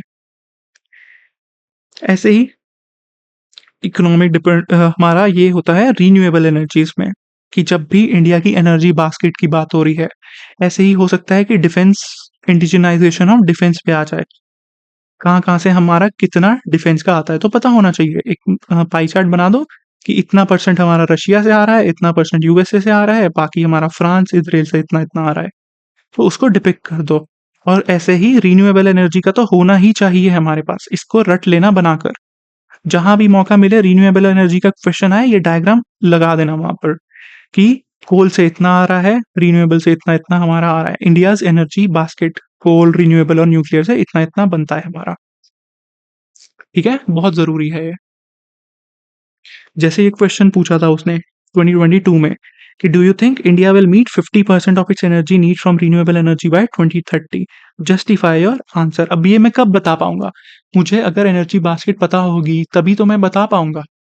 तो पहले ये डायग्राम बनाकर दिखा दो कि इतना हमारा अभी प्रेजेंटली शेयर है। ठीक है? अब दिव्या मिश्रा ने तो उसमें एथिक्स की केस स्टडीज में भी इनको यूज कर लिया था, स्टेक होल्डर्स बनाकर, बट ये थोड़ी यहाँ पर इसकी रेलेवेंस कम हो जाती है। फिर simple hub and spoke, civil society है, क्या-क्या उसका रोल है? Civil society interventions ranging from confrontation to engagement with government have played an important role in assuring transparency and accountability. Discuss with example. तो पहले बता दिया, फिर रोल ऑफ सिविल सोसाइटी क्या है वो बता दिया। अब मैं डायरेक्टली उसके बाद सब पार्ट पर चला जाऊंगा। ठीक है, तो कई बार स्पेस होल्डर का यहाँ पर काम करता है, क्योंकि 15 मार्कर का क्वेश्चन है, मेरे पास कुछ अगर लिखने के लिए नहीं है तो मैं यहाँ पर ये एड ऑन कर कर दिखा रहा हूँ डायग्राम। Clear, understood. फिर आता है हमारा विशियस साइकिल, वर्चुअस साइकिल्स, कि जैसे डेजर्टिफिकेशन का क्या इम्पैक्ट है, climate change, reduction in species, biodiversity loss, soil conservation खत्म हो रही है, फिर से डिजर्टिफिकेशन हो रही है। ऐसे ही इकोनॉमी में, सोशल जस्टिस में, हेल्थ से क्या हमारा होगा, इकोनॉमी में इंफ्रास्ट्रक्चर से क्या मल्टीप्लायर इफेक्ट होगा। सो वो बताकर दिखाओ, बनाकर दिखाओ। कैपिटल एक्सपेंडिचर से जैसे एक्सपेंडिचर बढ़ा, multiplier effect, demand supply, consumption investment, जिससे हमारी ग्रोथ, एम्प्लॉयमेंट इंक्रीज हो रही है, एंड अगेन हमारी वर्चुअस साइकिल बन गई। तो नीचे लिखो figure virtuous cycle of capital expenditure. बहुत अच्छा स्कोप रहता है इनको बनाने का। फिर पॉवर्टी से क्या क्या इश्यूज हैं, पॉवर्टी ट्रैप, कोई भी पॉवर्टी पे क्वेश्चन आए ये डायग्राम बनाना ही बनाना है। लो health education, human capital, vicious cycle of poverty है। ऐसे ही इधर देखो, इकोनॉमिक ग्रोथ, सेविंग्स, इन्वेस्टमेंट, तो ह्यूमन कैपिटल भी नहीं हो रहा, इकोनॉमिक ग्रोथ भी नहीं हो रही पॉवर्टी की वजह से, तो ये विशियस साइकिल होती है। सो ऐसे डायग्राम्स भी बनते हैं, एंड प्लीज इन्हें भी बना कर आना। कुछ क्वेश्चंस होते हैं जहां डायरेक्टली हमारे ये डायग्राम्स बन जाते हैं। ठीक है, सो प्रैक्टिस करना है इनको, कहाँ कहाँ इंकॉर्पोरेट कर सकते हो, सीखो उन चीजों को, बाकी मैं बताऊंगा ही। देखो जैसे ये था एनआईपी से, नेशनल इंफ्रास्ट्रक्चर पाइपलाइन, कैसे वो हेल्प कर रहा है, तो एक विशेष वर्चुअल साइकिल बनाकर दिखा दी। Asset creation, monetisation of assets, हो सकता है कि मेरे पास पेजेस भरने के लिए जगह ही नहीं थी, इसीलिए भी मैं ये डायग्राम बनाकर दिखा दूंगा। सो ओपन माइंड रखना, सोचना कि हाँ इस डायग्राम को मुझे इंकॉर्पोरेट करना है वहां पर। बहुत बार ऐसा होता है कि टाइम कम होता है, आंसर्स लिखने हैं, तो वहां डायरेक्टली ऐसे कर कर हम बनाकर दिखा सकते हैं। बट अगेन कोर डिमांड सबसे पहले एड्रेस करनी है। फिर violence against women in India, various forms of violence था, वो उन्होंने क्या किया, पूरी लाइफ साइकिल अप्रोच दिखा दी वुमेन की, कि फ्रॉम हमारा वोम से लेकर टूम तक, मतलब पेट से लेकर मरने तक क्या क्या वायलेंस हो रहे हैं, वो सारी चीजें दिखा दी। फीमेल फीटिसाइड, इन्फेंटिसाइड जब पैदा हो गए, फिर चाइल्डहुड में क्या क्या इश्यूज हैं, sexual violence, violence at home, school, married women और ओल्ड एज के, तो पूरी एक लाइफ साइकिल बन गई। सो ये सब चीजें प्रैक्टिस करोगे मॉक टेस्ट में, तभी समझ में आएगा कैसे इनको इंकॉर्पोरेट करना है, ये बहुत जरूरी है। अंडरस्टूड। अब जैसे मैं स्टेप्स टेकन, ये जहां पर मेरे पास लगता था कि स्पेस नहीं है, इसको मैं इंट्रोडक्शन के बाद भी बना देता था और कंक्लूजन से पहले भी, कि जैसे गवर्नमेंट स्कीम्स क्या है, स्टेप्स क्या टेकन लिए। तो ये जो सर्कल था ना, अब यू माइट बी वंडरिंग ये परफेक्ट सर्कल कैसे बना। तो ये परफेक्ट सर्कल इसीलिए बना क्योंकि मैं एक स्टेंसिल लेकर जाता था अपने साथ, जो सर्कल मास्टर आता है उसमें एक ऐसा सर्कल बना होता है ऑलरेडी, तो मैं डायरेक्टली ये सर्कल बनाता था और सीधा इसके आगे ऐसे अपने हब एंड स्कोप बना देता था कि CRZ नॉर्म्स, मॉनिटरिंग, ये सब चीजें, स्टेप्स टेकन एंड कंक्लूजन आ गई मेरी। ठीक है, अब जैसे देखो वर्चुअल साइकिल ऑफ अर्बन, अब क्वेश्चन था अर्बन फॉरेस्ट्री पर, क्या उसकी सिग्निफिकेंस है, इंपॉर्टेंस है, तो मैंने पॉइंट्स भी लिख दिए, बट मुझे लग रहा था कि यार अभी भी शीट तो फिल नहीं हो रही, गैप आ रहा है, तो मैंने एक वर्चुअल साइकिल का डायग्राम भी बनाकर दिखा दिया। तो ऐसा करना होता है वहां पर। ठीक है, अब ये था infrastructure provides a foundation on which हमारी इकोनॉमिक स्टैंड्स। तो मुझे एक कॉन्टेक्स्ट भी देना था कि इकोनॉमिक सर्वे ने बोला है कि हमें इंफ्रास्ट्रक्चर पे स्पेंड करना है, और ये भी बताना पड़ेगा कि वो कैसे वो फाउंडेशन है, तो मैंने फाउंडेशन के लिए ऐसे एक डायग्राम बनाकर दिखा दिया कि कैसे वो फाउंडेशन है। ठीक है, अब मैं बाकी के सब पार्ट्स को एड्रेस करना शुरू कर दूंगा। सो यही चीज वहां पर इंकॉर्पोरेट करनी है हमें अपने आंसर्स में। ठीक है, बाकी फिर ये underline, quote and quote, box करना इंपॉर्टेंट चीजों को, एग्जांपल्स को, उन चीजों का ध्यान रखना, जो भी एग्जांपल कीवर्ड भी लिख रहे हो उसको भी बॉक्स कर। Clear, understood. अब आता है हमारा नेक्स्ट निमोनिक्स वाला part. So mnemonics I will be sharing with you, जो जो थीम्स मेंशन्ड है उनमें जो जो आएंगे मैं शेयर कर दूंगा, बट बियॉन्ड दैट ऑल्सो अपने आप भी बनाकर सोचो, जो इंपॉर्टेंट थीम लग रहा है कि ये तो आएगी ही आएगी, क्लाइमेट चेंज पे क्वेश्चन आएगा तो एक निमोनिक बना लो क्लाइमेट चेंज का, ये रहा, उससे रिलेटेड मेरे सारे पॉइंट्स उसमें आ गए। 1 2 3 4 5 6 7 8 9 पॉइंट्स मेरे ऑलरेडी हैं। क्लाइमेट चेंज रिलेटेड कोई भी क्वेश्चन आएगा मैं डायरेक्टली ये पॉइंट्स अप्लाई करूंगा वहां पर। जैसे it is a global problem, how India will be affected and Himalayan and coastal states. तो अब मैं इसी से पॉइंट्स जनरेट कर लूँगा, ठीक है? सिंपल सा क्वेश्चन था। तो क्या-क्या कैसे इम्पैक्ट होगा? मॉनसून पैटर्न्स चेंज हो रहे हैं, सी लेवल राइज़ होगा, पॉवर्टी इनइक्वालिटी बढ़ेगी, मास माइग्रेशन। अब ये सारे मेरे क्या हैं, मल्टी डायमेंशनल पॉइंट्स हैं। ज्योग्राफी, इकोनॉमी, आईआर भी आ रहा है, क्लाइमेट रिफ्यूजीज़, जियोपॉलिटिकल टेंशन्स बढ़ेंगी, तो ये आईआर का पॉइंट आ गया। फिर environment and agriculture, food security पे इम्पैक्ट पड़ेगा, वेदर इवेंट्स आएँगे, डिज़ास्टर का पॉइंट आ गया, इकोनॉमिक इम्पैक्ट आ गया कि इकोनॉमिक एंड एनर्जी सिक्योरिटी पर इम्पैक्ट करेगा। तो मल्टी डायमेंशनल पॉइंट्स के साथ विद अच्छे कीवर्ड्स एग्जांपल अपना निमोनिक रेडी है मेरे पास। If any questions comes on climate change I will definitely use this mnemonic basis पर। ऐसे ही पार्लियामेंट की रिफॉर्म्स की बात होती है तो उस पे भी मैंने ये बनाकर रखा हुआ है, पार्लियामेंट वुमेन की अलग-अलग। अब मैं क्या करूँगा, पॉइंट लिख दूँगा और ब्रैकेट में लिख दूँगा कि ये वाली कमिटी ने बोला है ये, ऐसा सेकंड एआरसी ने बोला है, ठीक है? ये इस कमिटी ने बोला है, ये सुप्रीम कोर्ट की जजमेंट में बोला है, ऐसा भी हम कर सकते हैं। या फिर एग्ज़ाम्पल लिख दो, जैसे PM should be present question जैसे ब्रिटेन में होता है, क्रिमिनल केसेस वालों को टिकट नहीं देनी चाहिए, रोस्टर सिस्टम होना चाहिए, लेजिस्लेटिव इम्पैक्ट असेसमेंट पे फोकस करना है। ये किसने बोला था? Vice president 15 point reform charter बहुत ज़रूरी है जीएस2 के लिए वो। डायरेक्टली पॉइंट लिखो और लिख दो vice president 15 point reform charter. तो ये सब इतने बढ़िया पॉइंट्स, हाई क्वालिटी पॉइंट्स मेरे पास ऑलरेडी एग्जिस्टिंग है, ठीक है? तभी पॉइंट्स जनरेट कर पाते हैं वहाँ पर। फिर आता है हमारा ये, जैसे नॉर्थ ईस्ट इंटरनल सिक्योरिटी पे क्वेश्चन आए, क्या-क्या करना चाहिए, सॉल्यूशन क्या है नॉर्थ ईस्ट इंसर्जेंसी का? तो हमेशा ये निमोनिक बना हुआ है। ये जीएस3 सिक्योरिटी वीडियो में मैं डिस्कस करूँगा, ठीक है? जैसे नक्सलिज़्म, समाधान आना ही आना है। समाधान कीवर्ड भी है और उसके 2-4 पॉइंट्स पे लिख दो। So this is very, very important. अब इसके बाद आता है हमारा टेल वर्ड्स। अब lot of you were having doubts कि भाई किसमें क्या लिखना होता है। सो ये discuss, analyse, examine, evaluate, critically analyse, इन सब चीज़ों में यूजुअली हमें दोनों साइड्स ही दिखानी होती हैं। Now it will completely depend upon the question का कॉन्टेक्स्ट, ठीक है? बट जब भी ये एनालाइज़, एग्ज़ामिन, डिस्कस ये सब चीज़ें देखते हो ना, तो समझ जाओ कि इसमें we have to put in both the views, both the sides, thesis, antithesis या प्रोस कॉन्स जो भी है एंड उसके सॉल्यूशन ज़रूर फिर देकर आना, ठीक है? बाकी इन्यूमरेट, इलस्ट्रेट इन सब चीज़ों में क्या है, इन सब में हमें साथ में एडिशनल एग्ज़ाम्पल्स पे फ़ोकस करना होता है। इलस्ट्रेट विद एग्ज़ाम्पल्स, इन्यूमरेट में पॉइंट्स लिखो ज़्यादा से ज़्यादा, हाइलाइट में अब मान लो क्वेश्चन आया, हाइलाइट द फीचर्स ऑफ, अभी जो हमने नारी शक्ति वंदन अधिनियम इंट्रोड्यूस किया है वो, तो क्या करेंगे? बताएँगे क्या है और उसके सारे फीचर्स 1, 2, 3 कर लिख दो। ठीक है? तो बहुत ही बेसिक चीज़ है, इसमें ज़्यादा कन्फ्यूज़ होने की ज़रूरत नहीं है कि किसमें क्या लिखना होता है।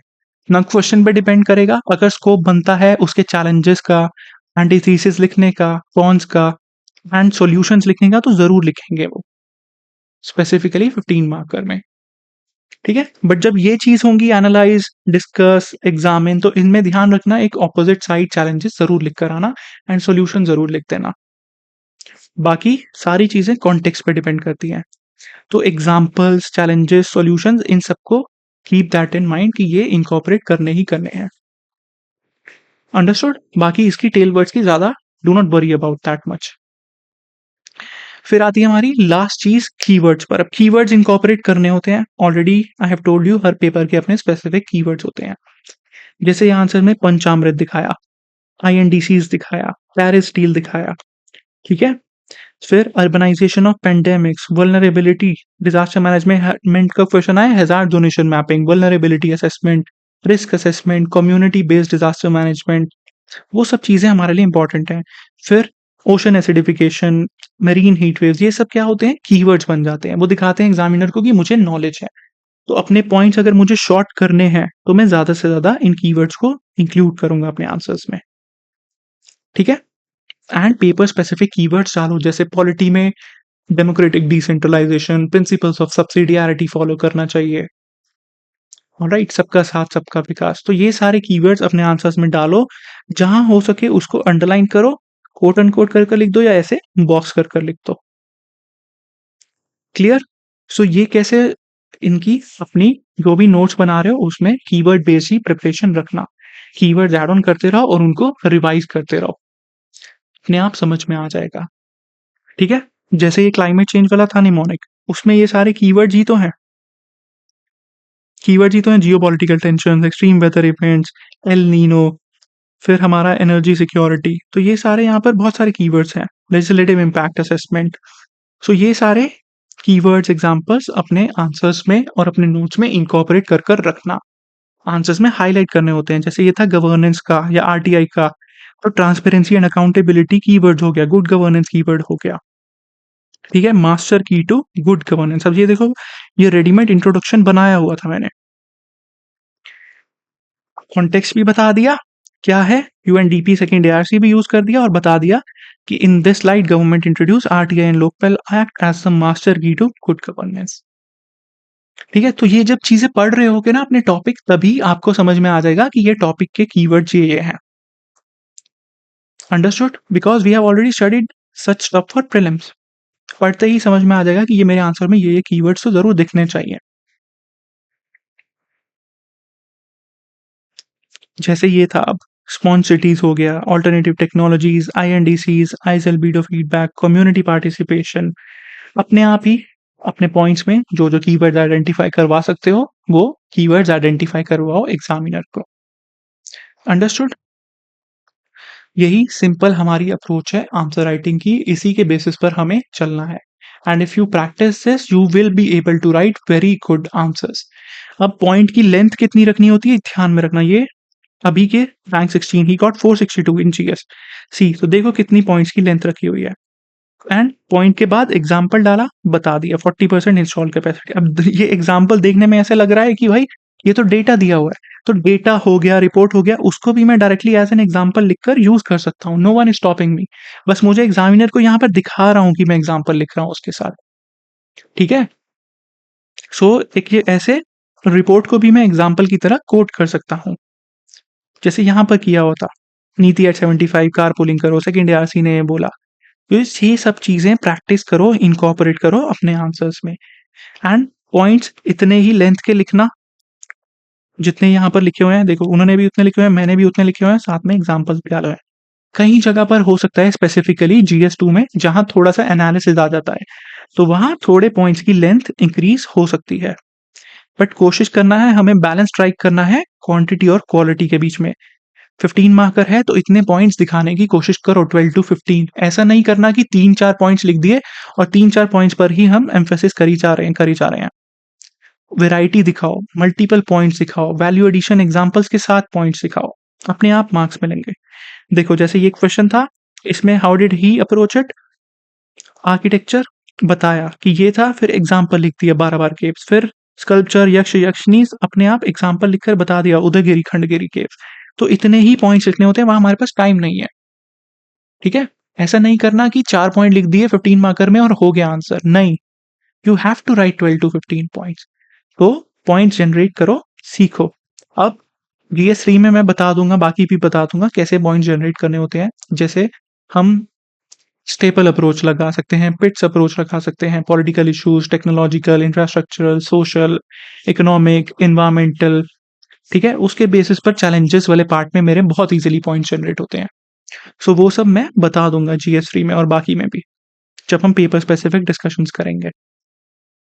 ठीक है, सो इस चीज को ट्राई एंड इम्प्लीमेंटेड, यही सब चीजें रिवॉर्डिंग है, इन्हीं से ही मार्क्स आते हैं। देख लो पॉइंट्स की लेंथ कितनी लिखी हुई है।